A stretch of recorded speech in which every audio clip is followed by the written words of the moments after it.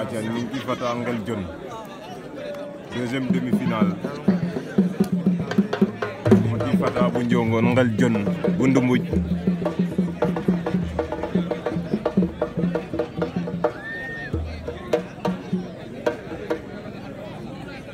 Ninki Fata Ngel Jon.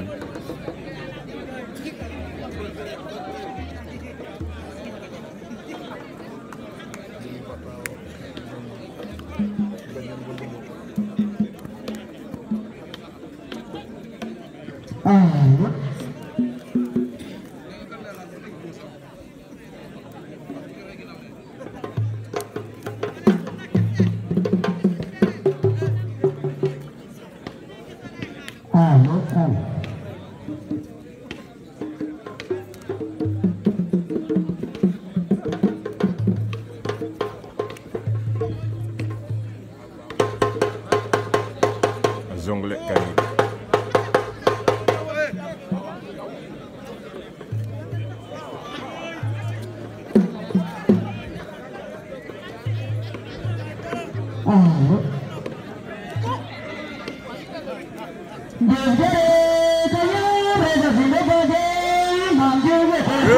Ninki Fata dan Ngel Jon. Ninki Fata bu Njongon ma fa Ngel Jon de. Allahu akbar, Ninki Fata dan Ngel Jon bu Ndumbuj. Ngel Jon am na lu ko metti. Ninki Fata bu Njongon ma fa Ngel Jon. Vite fait, bien fait. Abonné Mbolum TV Télé Askan. Abonné Mbolum TV Télé Askan.